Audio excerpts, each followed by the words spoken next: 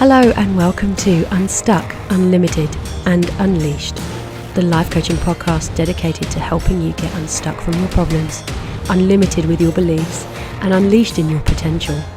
You have two guides on this journey of change and discovery, Rash Gibson of Act and Solve Coaching and myself, Kelly Sabrina of Ugly Coaching. In this episode, we discuss scarcity mindsets versus abundant mindsets. There are a lot of benefits to be had from moving your mindset from scarcity to abundance.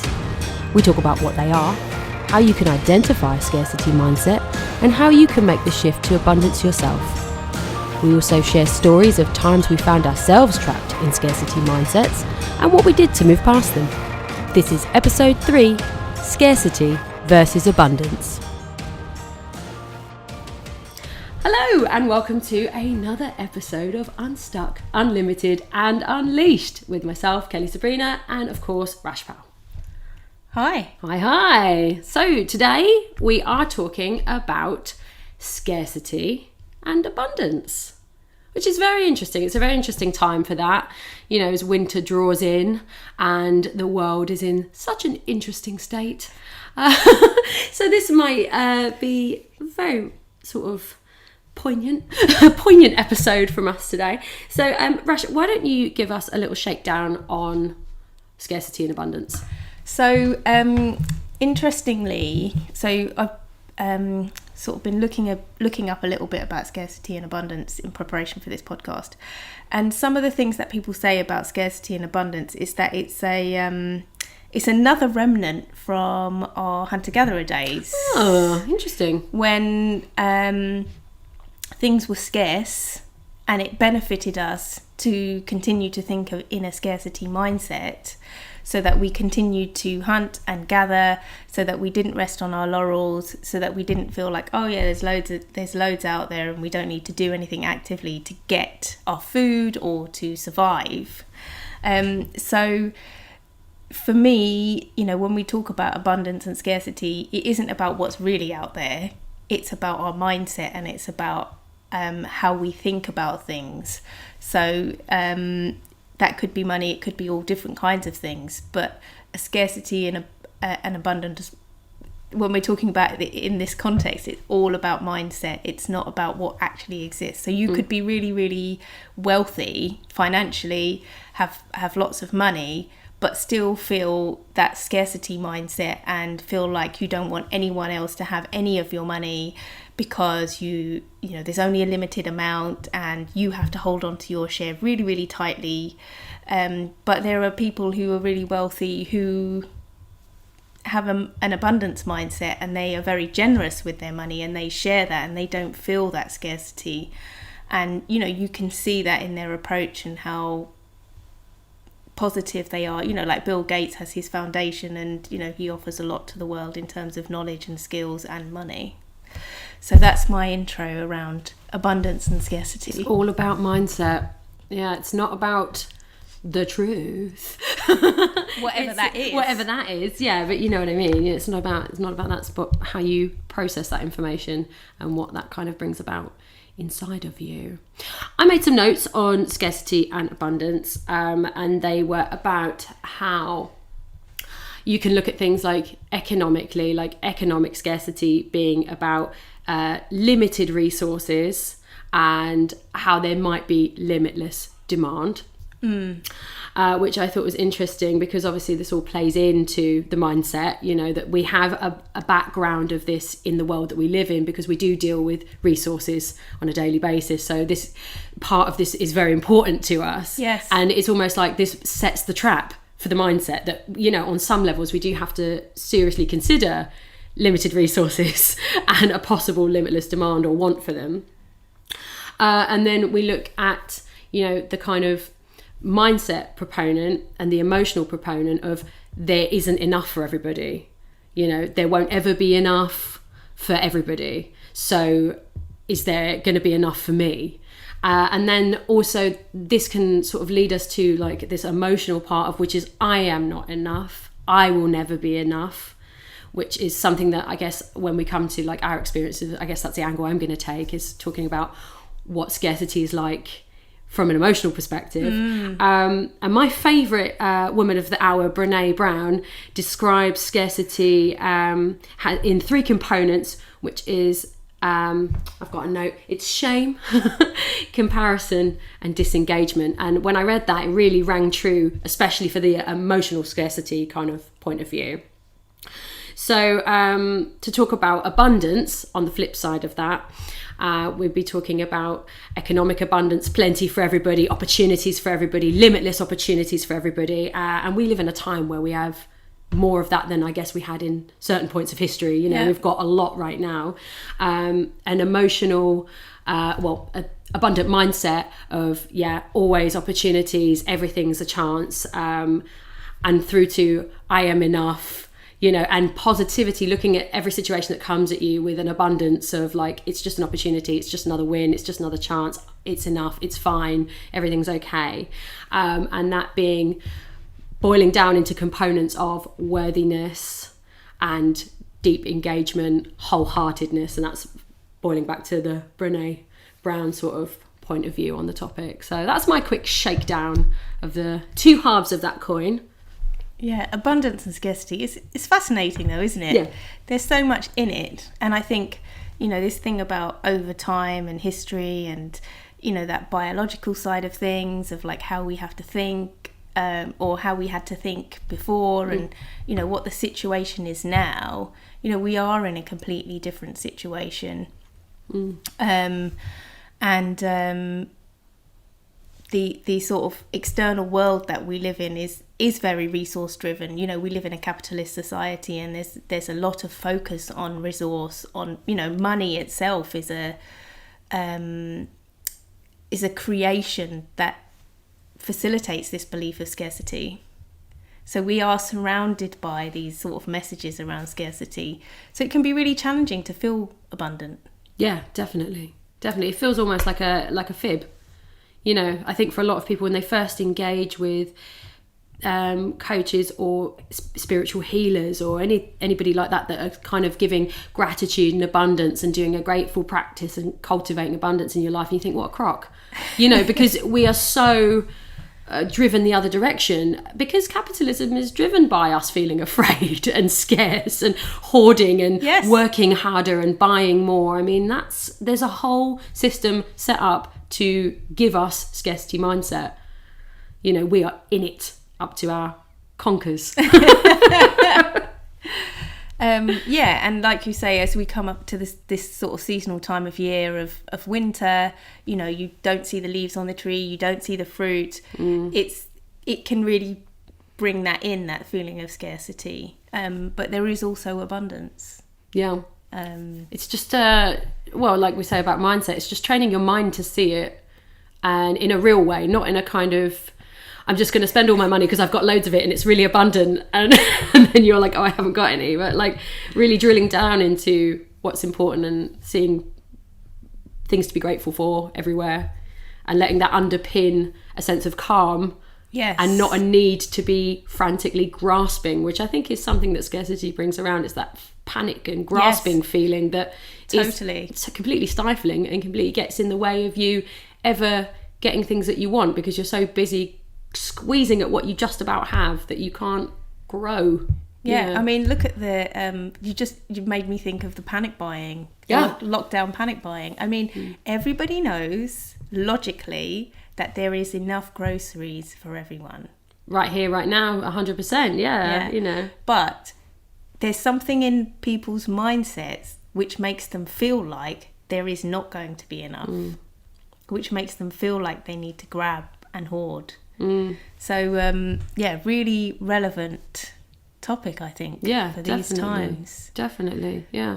If we wasn't surrounded by it before, we certainly are now. I mean, you know, it's everywhere, absolutely everywhere. So as always, we're going to do a little story on our experiences of scarcity and abundance. So I'm going to throw to you, Rash. You can kick us off. Okay, so I would never have thought of this experience as an example of abundance and scarcity.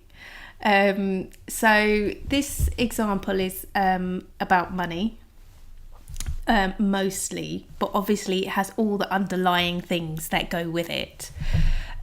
So I worked for an organisation which I was really passionate about, and I had basically sort of grown up with them. You know, I had a lot of loyalty, I had a lot of attachment to them. You know, I felt like they were my family in a way, because I had grown up with them professionally in my career and as a person. And what happened was, obviously, financial situations changed in the world, and that had an impact on the service that we were delivering, and the organisation had to make changes, and those changes meant restructuring, and that restructuring meant that the line of management that I was in was going to be reduced. However, the work then was going to expand. Because obviously there were fewer of us, but the services still existed. But also, on top of that, our money was going to be reduced. So I had a lot of resentment, I had a lot of anger, and I remember feeling so furious and having this sort of like passive aggressive attitude to some people, and I held this feeling with me for a long time. And what I did, so I did get a job as part of the restructure. So there was a potential that I might not get a job, because obviously there's fewer posts for the same amount of people. So I did get a job in the end. So that wasn't actually what my feelings of scarcity were about. It wasn't about getting a job. It was about the fact that I was earning less money for more work. And I felt like I didn't have enough. Like, it wasn't enough for me, and it wasn't enough maybe recognition as well of, like, I'd grown with the company, all of that loyalty stuff as well. But basically what happened was, because I had this mindset of scarcity already, that I was going to have less money and that it wasn't enough, I ended up getting into debt for the first time in my life before my money went down. Wow. So I did have enough money, and, you know, I had been not surviving, but, you know, I'd been enjoying my life so far on that income. And because of this mindset of scarcity and, like, oh, I'm not going to have this money anymore, it's all going to go, I'm not going to be able to enjoy myself, I ended up just overspending and then getting myself into debt. So in a way, I made that situation of scarcity happen, that I was in debt rather than in abundance, I guess. You know, I was in deficit. And, you know, it took me a long time to really realise what had happened there. But there was the feeling of scarcity financially, but there was also the feeling of scarcity in the role. So I was worried, underlying what was happening on the outside of this sort of overspending was, I was worried that I didn't have enough capacity to fill the role, because I'm one person, and before there were 3 people covering sort of a similar, you know, it wasn't exactly the same role, but in my head that's how I interpreted it, was that I was one person now doing what 3 people were doing. And I also, you know, so I wasn't sure about how much capacity I had myself. I wasn't sure about what I was going to be able to do in the role. It all felt so new, it all felt so difficult, and it was all about, like, feeling stretched, feeling that scarcity. It wasn't about maybe feeling the opportunities of being able to develop a new team, a new role, the fact that I still had an income, and it was a good income. I couldn't see any of that. All I could feel was the scarcity. And it took actually doing some money mindset work to unleash the fact that had been what happened.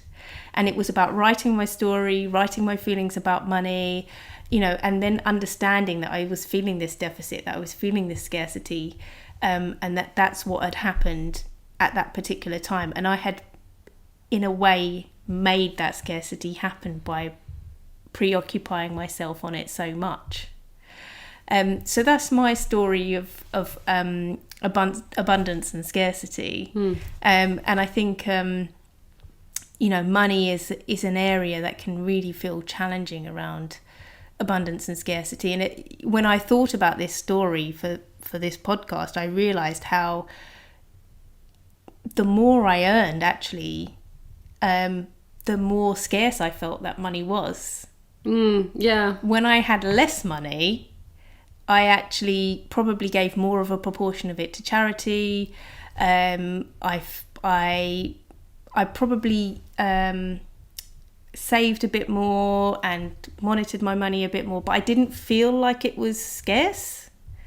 And now that I have more, over time having more, there's been this sort of feeling of like, oh, well, I need to protect that money because I might need it for that or might need it for this, and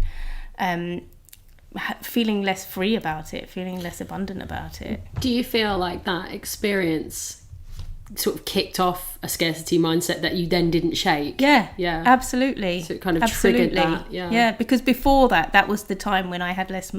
So obviously I had more money before the restructure, but before that, I had less money than I've had in later years, and actually then I felt more comfortable with it. I felt more abundant. I felt more positive. I felt more grateful. So that, I mean, all of this sort of, I now feel more abundant, but it's taken a lot of mindset work around money and understanding what my relationship is with money, and understanding about abundance, and understanding that, if you have a mindset of abundance, you don't worry about it so much. It doesn't mean you don't have control over it. It doesn't mean that you're not monitoring your spending, but it means that you feel a bit freer about, all the different things that are going on with your money. And for me personally anyway, and that I don't worry about it so much. I don't feel like I need to hold on to it. Yeah, grasp on it. Yeah, and actually just kind of work with that energy more than grasp on it and work against it and feel like it's some kind of strange fight. It's fascinating how mindset changes your experience. I mean, we are mainly our mindsets. We're mainly how we process the data. So, the facts are facts. What's in there is what's in there, and feeling crap about it or feeling great about it isn't totally going to change it, really. But your life experience will be very different if you can cultivate some abundance and some more relaxed feelings around the topic than a grasping panic, around it. Money is a tricky one. Money is a very tricky one. It's very interesting. And I think, what we talked about before in terms of culture and the things that we have around us, the capitalist environment, it all brings about these different feelings and different attitudes. And, we're in a context that's quite specific around money and abundance and scarcity. Definitely. And I think our brains, like you say about mindsets, it's really interesting. I wouldn't mind guessing, and I'm sure people can email in if I'm right on this. I wouldn't mind guessing there are some people feeling very triggered by this conversation about feeling differently about money, because it feels very much like when you haven't got a lot of it and you've got bills to pay and stuff, you feel like facts are facts and money is real. It's real, and you feel like that heat on you, and I am not great with money, or haven't been. It took me a while to get right with it, and a lot of that is the kind of the blueprint, the program, what I believed about it and so on. But I have experienced having none of it quite a lot, but I will say that getting your head around the mindset really does change that experience. Yes, you still have bills to pay. Yes, you still have mouths to feed, but strangling and clutching at the amount stops you seeing opportunity. It stops you being brave. The brain is really good at doing what you want it to do. So if you're worrying about something, the brain is really good at focusing in on it, and at that point you start missing things, right? So like people always do it in like business conferences and stuff, where they go, oh, you remember we were at that one, and she was like, oh, have a look around the room and see how many red things are in the room and count all the red things. And so everybody looks around the room and does it, and then she goes, okay, how many pink things in the room? And everyone's like, what? Because you're not looking for it, you don't know, right? Yeah, so if you're focusing in on all the red things in the room, you're not going to see any of the pink things. And that's just kind of how the brain focuses in. So, you know, if you're feeling very triggered about it, it's probably a good indication to have a little look into this and to do a little work around it, because you may be limiting yourself in some ways that you're not expecting to be limited by the fact that you're so worried about the thing. Does that make sense? Yeah, it makes complete sense to me. Does that make sense, guys?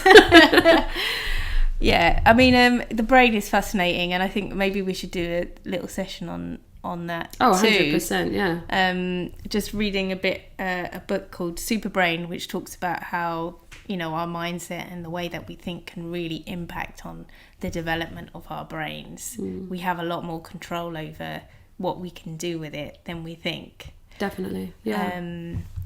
Yeah, and that's an abundance mindset as well, isn't it, really? Believing that you have opportunities for control over this thing that puppets your meat skeleton. Nice one. Yeah. Oh, grisly imagery. Yeah. So I guess the story of abundance and scarcity I was going to roll with for me is about emotional scarcity and the I'm not enough mindset, which is a curse and a plague that runs wild amongst our people.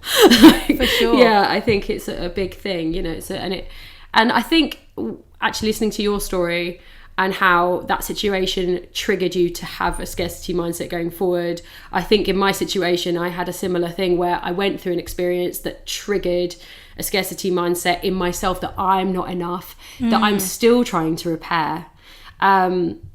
So I'll tell you my story. 1920, a rainy day in Chicago.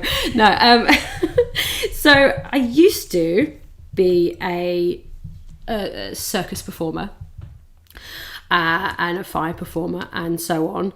And I came to this because for my degree I did theatre and film directing. So I've always been a dramery type kid, a stagey kid, whatever. I love all of that art performance stuff. And I sort of found a weird route when I was about 19. You know, somebody said, oh, come and dance at this club. And I was like, okay, cool, fun. The cage dances, girls get in good costumes. Not like a booby thing, you know, just like a nice costumes. Yeah. A bit of moving wallpaper kind of stuff. So I started doing that. And that led into, you know, the clubs and stuff. And then people were like, oh, well, you know, if you can walk on stilts, you make a bit more money. And I was like, okay, that sounds fun.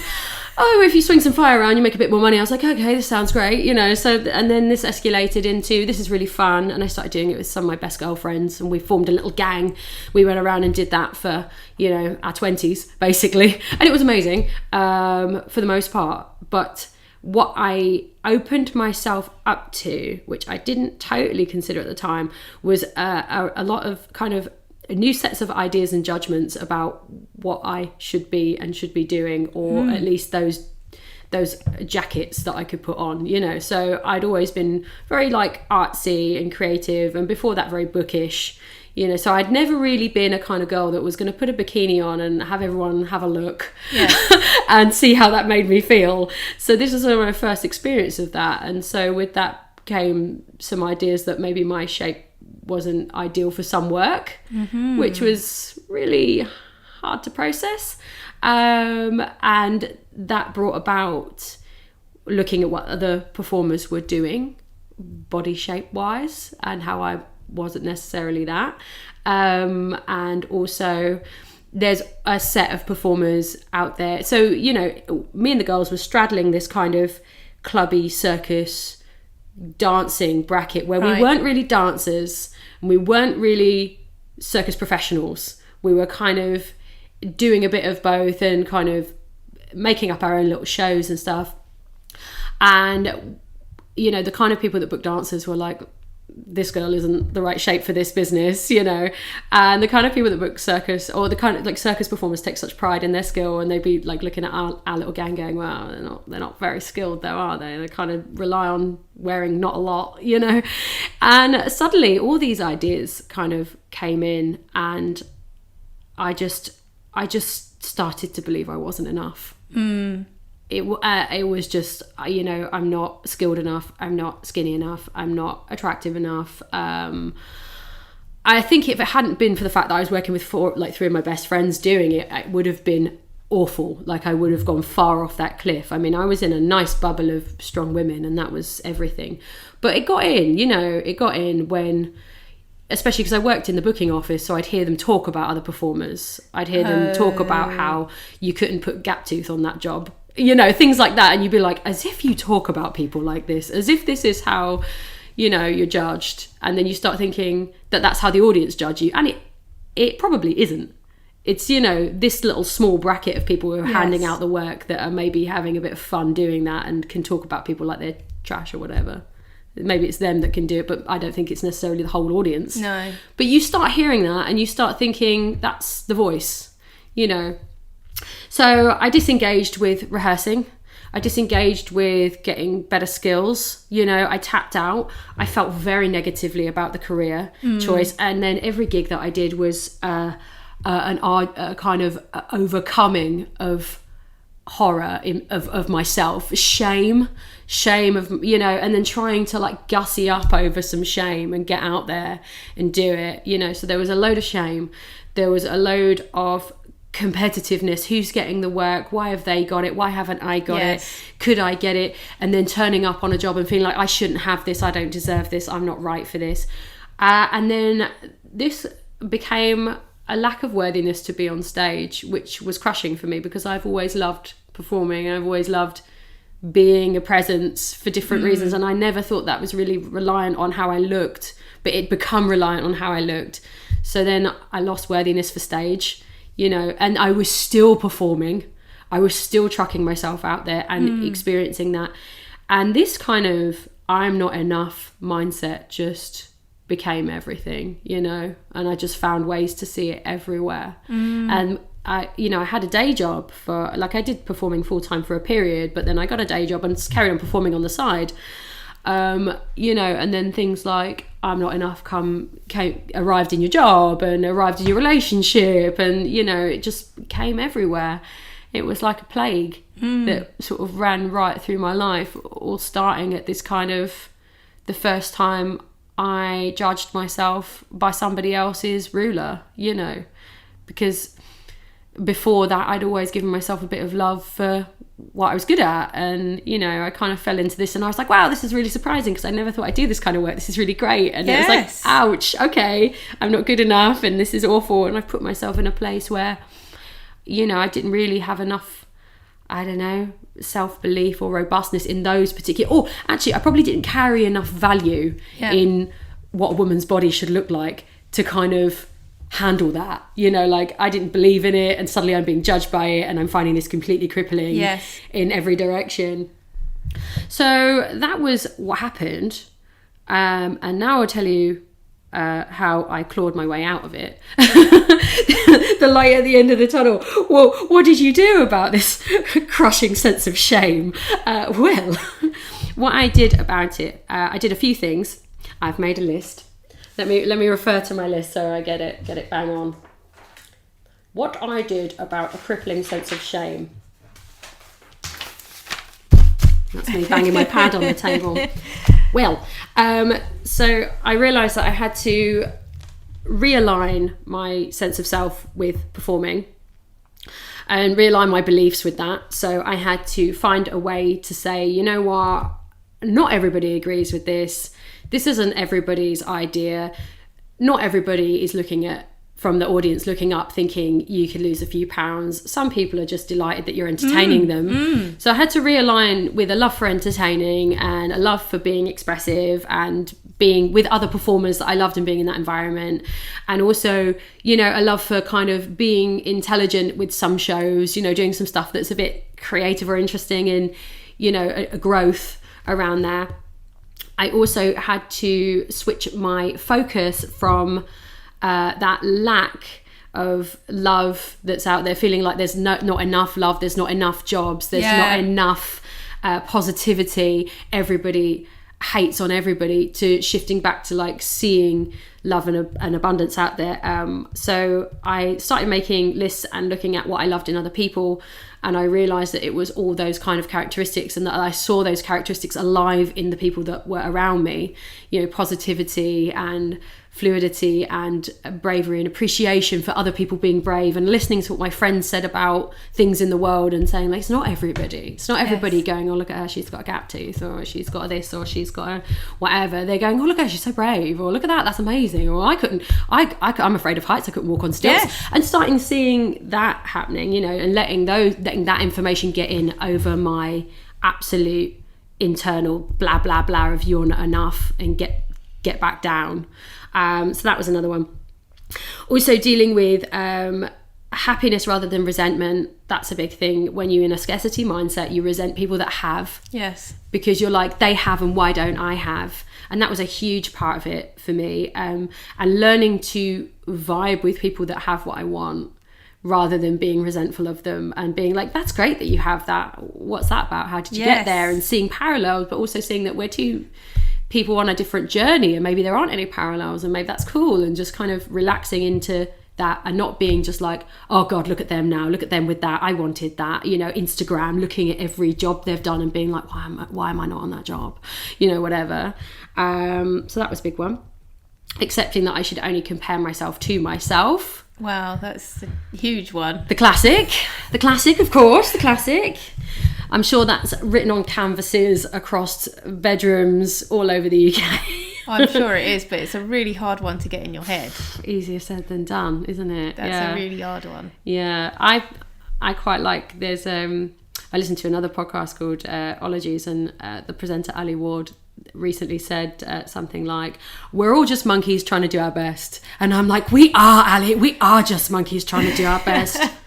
And I've held on to that. That's me, comparing me to me, and accepting I'm just a monkey trying to do my best. Yeah. And what all the other monkeys are doing doesn't bother me. We are our own perfect, imperfect humanness. Yeah. We're perfect in our imperfections. Absolutely. There's magic in that. Yeah. Just being able to like lean into that and accept that, and what you love about yourself and what somebody else loves about yourself is going to be pretty different. People will love things that you hate about yourself. Give that a chance to enter your mind. With a scarcity mindset, it won't reach you. With an abundant mindset, that information will get in, and you'll be like, oh, Tom loves my hairy toes, or whatever. Yeah. So also on my list of things that I did to try and get out of scarcity mindset was making time to be grateful, which we'll cover a bit in tools. I'll save that for tools. And my last point was a little bit of blind faith can help. It's very unlikely things will be the worst case scenario. And I say it like that because I am always telling myself that is a way that I have a little knock on scarcity mindset, because I'm always like grab, panic. And it's like, it's very unlikely that, we're going to have the apocalypse tomorrow. Just calm down, just a little bit of faith goes a long way if you can muster it. Yeah. So that's my shakedown on times that I felt scarce versus how I got abundant again. Thank you. It's a really, really personal story to share. So I just wanted to say thank you for sharing it. I appreciate that. I appreciate it too. Okay, so that brings us up to time for tools. Tool time. Let's tool up. We're going to try some things out and see what sticks. Just bear with us on what we're calling this segment. But it is time for tools at the moment. Like right now, let's do tools. Okay, so I just want to run over, before we get right into tools, I found some key components, some key things to spot scarcity and abundance, or how to recognize your scarcity and abundance mindsets. Back to my notebook. I shall read them to you just so we can set up on it. So if you're looking for what you're living in. Am I in scarcity? Am I in abundance? Things to consider are you looking at having plenty or lack? So plenty versus lack is the main one. Scarcity is almost defined by a sense of lack. There's not enough. Not enough. Never enough. Do you find yourself thinking big or thinking small? A scarcity mindset will kind of shrink you and stifle you, so you were less likely to think big. Do you focus on happiness versus resentment? That's something we covered in my story. How dare they have it and where is mine? Embracing fear and change. So are you avoiding fear and change, or are you embracing fear and change? So that's something to consider. Does change manifest as fear, or can you embrace it and roll with it? Something to look at. Being proactive versus being reactive. So are you driving? Abundancy mindset will help you drive forward in life a bit more than being just reactive to what's happening to you. Scarcity forces you to grab, clutch, and not grow. So you feel like you're out of control, don't you? So you feel like you're just reacting to things rather than feeling like actually there's something I can do about this. There are things in my control. It's not just this tiny little thing. There's lots out there. Yeah, 100%. Yeah. Also, I've got sort of learning and growth versus limiting learning. So trying to avoid learning, trying to avoid growing, believing that you know it already. I know this, I don't need to look at it. I know this is just going to be what happens. This is how it always goes. I know it. That's scarcity mindset, very much so. Well, hopefully, I mean, the fact that you're listening to this podcast means that you're willing to learn. Someone sat at home going, no, I know. This is all just a load of... So moving on. Sorry, that was a thumbs down expression there. I just didn't want you to swear. I just thought I'll just carry on before. No. Yeah, you can swear. I don't mind. Held it in. Yeah. Clutched onto that. And then the last bit, which is negative point of view versus a positive point of view, looking at what is working rather than what isn't working. And I think that part's quite important, because I think we get shoved positivity down our throats so much that you want to say just, no, I'm holding in a swear. I'm holding in a swear. I hate that when people are just like, just think positively, just be positive. I want to punch them in their I have faces, exactly the same reaction, slap their heads off. Oh, well, there is this thing. It's just like, can you just listen to me having a whinge? Silence. There will be no positivity. Yeah, I just think like there's a line between Sorry, carry on. Don't freak you out. I think there's a line between like positivity that actually enables and helps us grow versus positivity that is a barrier that gets pulled down to silence your pain. Yeah. Like, I hate that. I just don't. Like, I can't bear to hear anything more you're saying, so can you just be positive, please? Yeah. Look on the bright side. Cheer up. You just, ouch. Well, I just and I know that often it comes out because people want to empathize and they want to help you feel better and they don't know what to say. Yes. I understand that and completely hear that, and I hear the good intent behind those moments, but they hit me like a train. It's like, like I just, if I could just feel positively about it, I wouldn't be sat here in tears. Well, exactly. But so in this context, that's why I've written focusing on what's working rather than what isn't working. It's to do with a positive mindset, positive point of view. What good can I look at and how can I leverage that good? Instead of, let me just look at all the things that aren't working and bang my head into that repeatedly until I'm bloodied from it. That's the shift that I'm talking about. So for anyone at home triggered by the word just be positive and positivity, there's my little caveat on that. What is working versus what isn't working. So they're my little like rundown. Can I add one? Be my guest. So one that you have sort of mentioned is I think a mindset of like just competitiveness versus a mindset of collaboration. So Yes. if you're thinking more of if every time something comes up that somebody else is doing triggers in you that feeling of competitiveness and resentment, I think you said resentment. Yeah, definitely.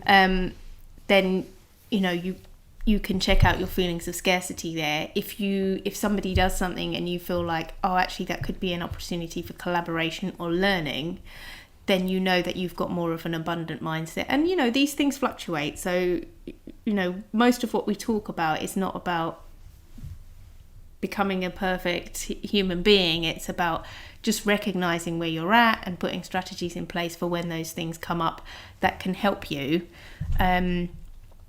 to reduce the feelings of difficulty and to be able to focus more on the things that work. 100%, yeah, absolutely. It's not about being a perfect, shiny person who's always positive. It's about when you get stuck in scarcity, being able to fish yourself through it a little bit, how to not let that own you.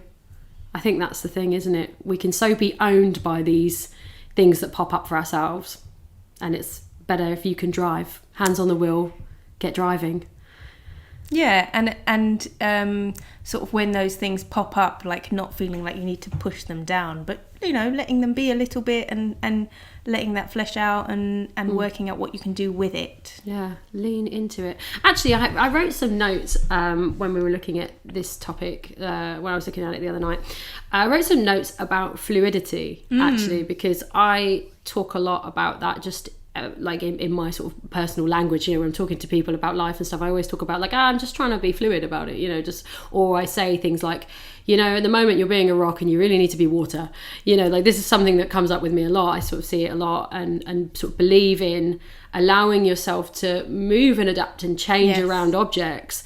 And I didn't realize that was part of abundance and scarcity, but it kind of is, when you talk about like dealing with what comes up and moving with it and changing accordingly, and that's all part of that fluidity, and like that's such an important quality to kind of embrace, especially when dealing with am I enough or is it enough, and these things can feel like rocks that anchor us, but actually if we treat them with some fluidity we can move past them and around them and just look at them for what they are and experience them from all sides. Yeah, and I think that's going to be something key that comes up throughout the things that we talk about, because coaching is about change, so those are the kinds of topics that we're talking about, and stuckness is stuckness, but then the other side of that is fluidity, is being able to move and roll with the resistance and be, and yeah, absolutely, yeah. I feel all zen. You feel very fluid now. I do. That's all that tea we've been drinking. It's just tea. Tea. It's just today. It's just tea. Yeah. Next time, who knows? Could be champagne. Well, hopefully. Maybe. Come on. Yeah. Abundance. Let's have champagne. Okay. Let's hit some solid tools. Do you want to kick off, or shall I dive in? I can kick off. Kick off. I'm not going to kick off at you, so relieved. So I guess the first thing to so there's loads of things. We've talked about things already, but one of the things is about understanding what's in your sphere of influence in terms of your control. So what can you control, rather than what can't you control? Because sometimes we get stuck in the point with scarcity of like, oh, we can't control that, there's not enough of that, and so we just want to hold it close. But actually, if you start thinking about what's in your control, for instance, if you think there's an abundance, say I'm a business owner, there's an abundance of clients out there,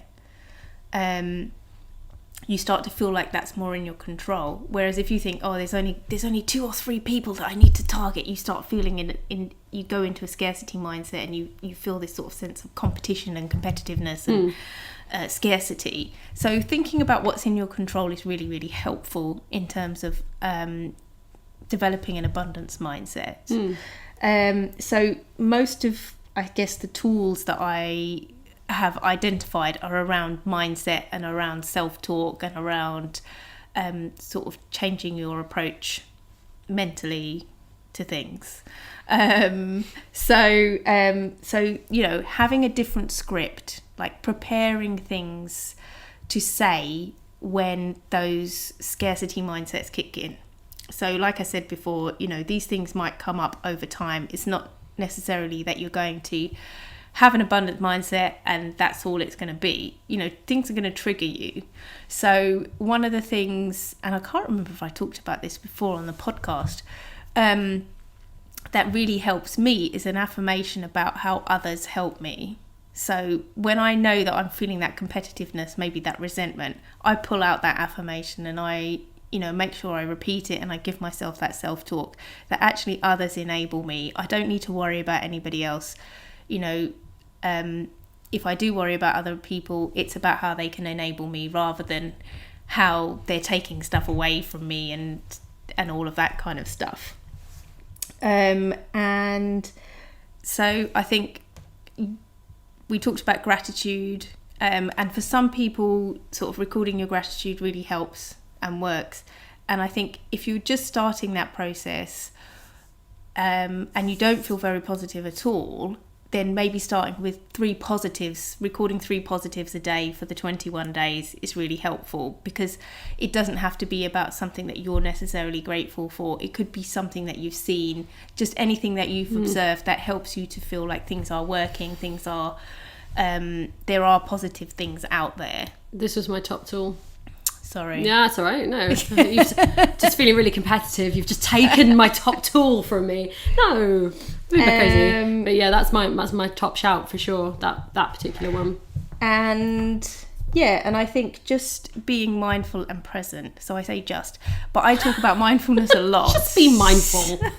And I talk about being present a lot, because sometimes this feeling of scarcity can come from projecting into the future of like, what if I don't have enough? What if? But actually, if you're in the present, you can see what's in front of you. You can see actually, you know, I have a lot of resources.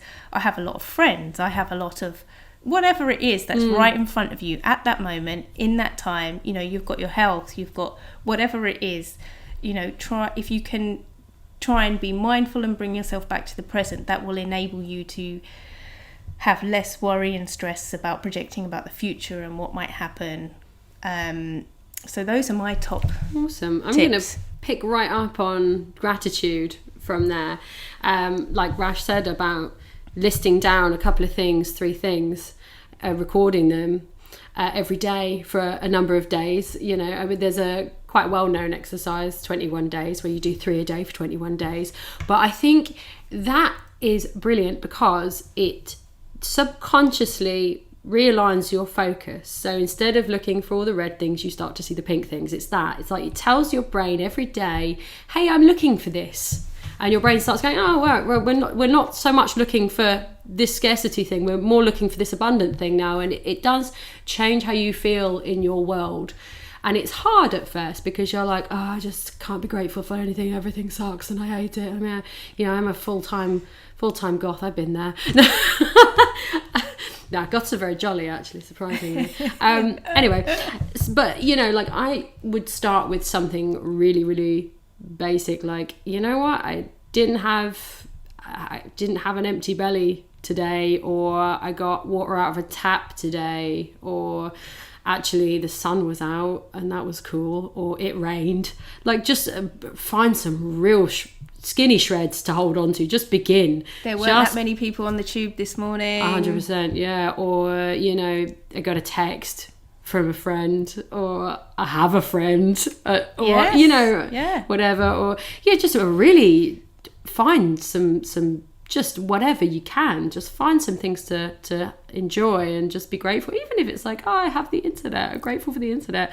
Because then next day your brain's like, you know what, we were grateful for the internet yesterday, I'm grateful for information today, actually, you know. And you start to like make more connections, and these things that you're grateful for, they grow and flower like plants, you know. Suddenly you're in a completely different state with all this flowering fruitful abundance around you, things that you're delighted about. So I would recommend that. Highly, to shift mindset, highly. Every day for 21 days, no argument. every day, same time if you can manage it. Get into routine, make it an anchor behaviour, do it every day, same time. Read back what you've written previous days and then write your 3, keep them different every day. That's the challenge yourself to make them different. Don't write the same thing, challenge yourself to make them different.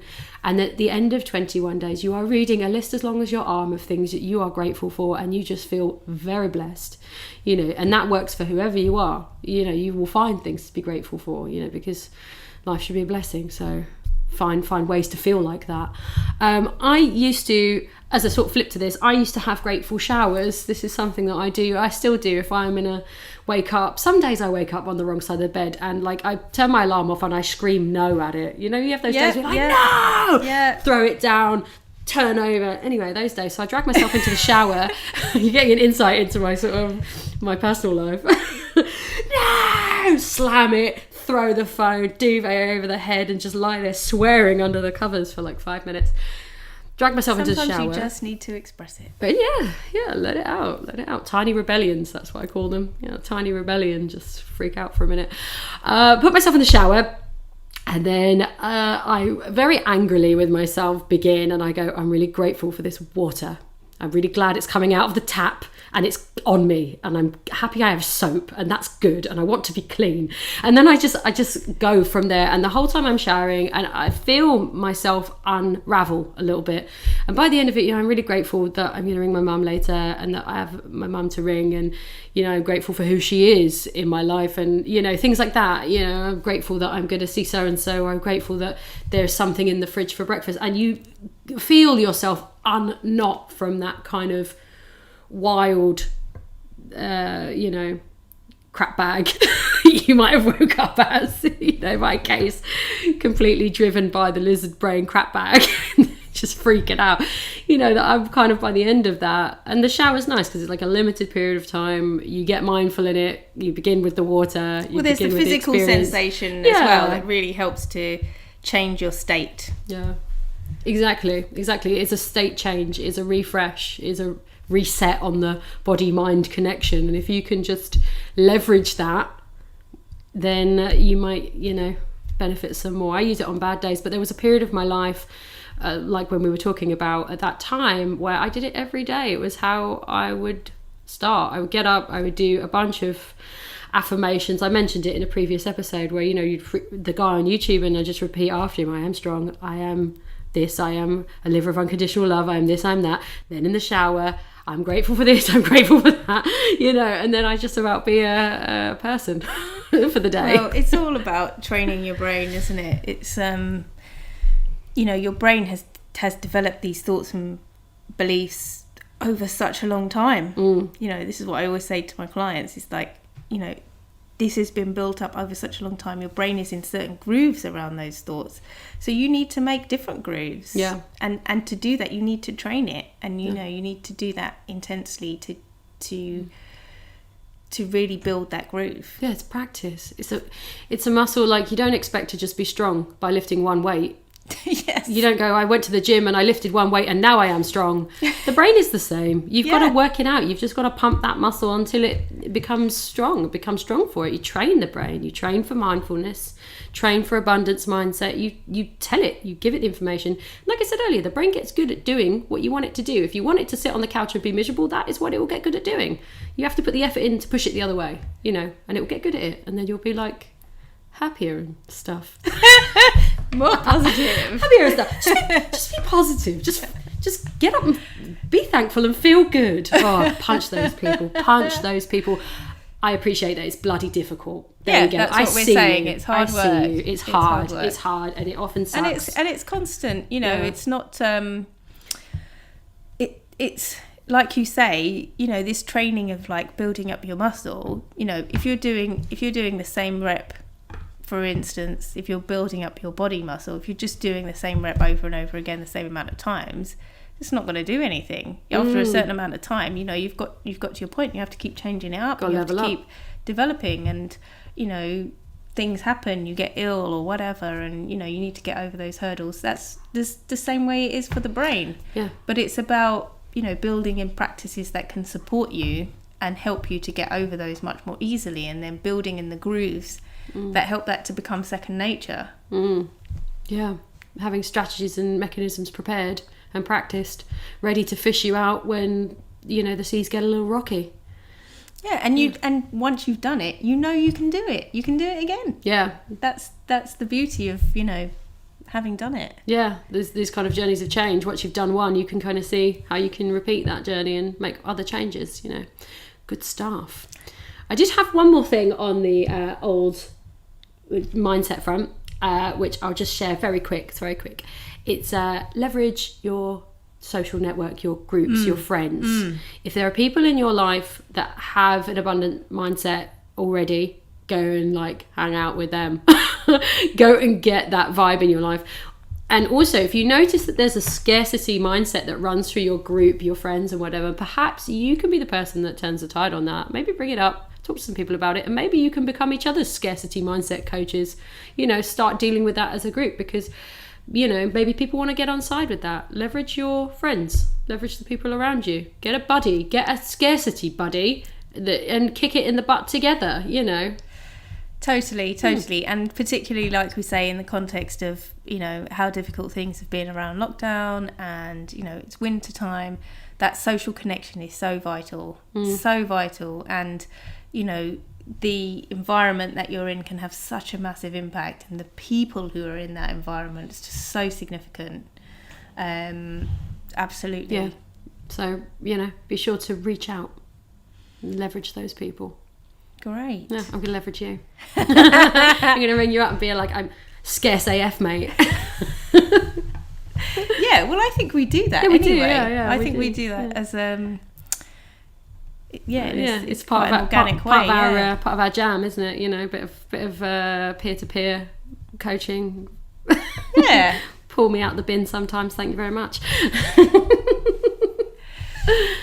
Yeah, look at the bigger picture. I think. Does that cover it? I think feeling good? I'm feeling really good. I'm feeling good. I'm feeling abundant. Yeah, me too. I'm feeling abundant. Yeah. I'm going to go outside and appreciate the sunshine and the blades of grass. And you can all tell me I'm woo about it, but I'm going to do that. I'm going to go get my woo on outside. You didn't mention woo today. Was there anything that you wanted to should I do a quick into the woo? I will do a quick into the woo. Is abundance mindset the basis of manifestation? That is my into the woo moment. Woo! So I was thinking about this because I'm always a little bit dubious of people that talk about manifestation, not because I don't believe in it, but I don't necessarily believe how they're selling it. Right. I think that manifestation is a little bit to do with the thing that we talked about, where you train your brain to see the pink, the red things, and then you open it up to the pink things. And it's a manifestation. People that kind of preach it talk about acting as if you already have the thing you want, and that vibration brings it about into your life. And I'm thinking but probably what you're doing is telling your brain to solve that problem in a kind of subconscious background process. It's going to start seeing opportunities and different ways of looking at things and different methods through it, because like I said, the brain is really good at doing what you want it to do. Don't get me wrong, I believe there's magic in the universe. Straight up. I was just going to say, phew, I'm glad you didn't say manifestation is the key and it's no, I mean, look, no, I'm only joking. I know, totally, no, but I just think I think there's stuff out there we don't understand, and I think that maybe there's something out there that I don't want to write off, but as I understand it, because I'm very dubious about who tells me things and what goes into my brain, how I process stuff. I'm always looking for a closer to home solution than the more fantastical, as much as I love the fantastical, and I really hope one day it's real, that one day somebody says, oh yeah, it's manifestation, it's just quantum physics, and if you believe it, it appears like this, fantastic. Suddenly brilliant. We're here doing this podcast. I love it. I believed it and there it was. It turned up in my life. But I think, we have a more sort of proactive role in how that comes about. But as I was reading words on abundance mindset, I was thinking, is this something that is like the manifestation thing that you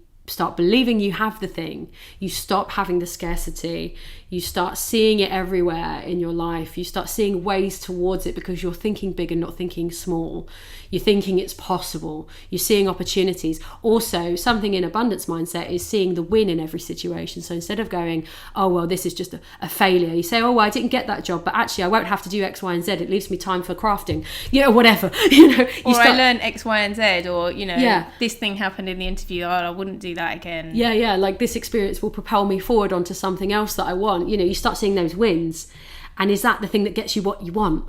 Is that how it's working? Is that the, people saying, are you manifesting it? It's like, but is it the abundant mindset that's bringing it about? Yeah. So that's my little bit of into the woo for this week. Yeah, it was just like a little nod to manifestation. And I know a lot of people that are into self-development and self-growth hear a lot about manifestation. And I do think there's something going on there. But I think it might be abundant mindset.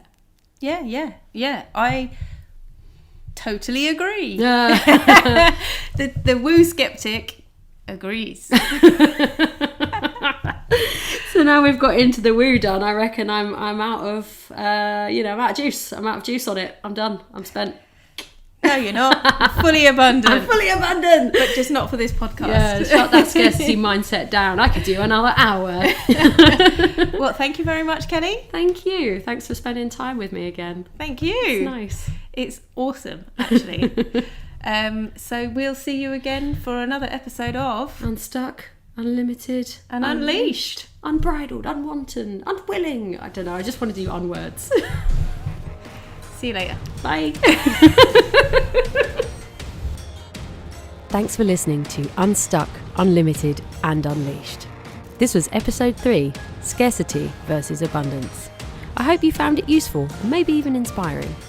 If you've liked what you've heard, please subscribe for more episodes and useful snippets. Plus, you can follow us on Facebook and Instagram. Links are in the bio.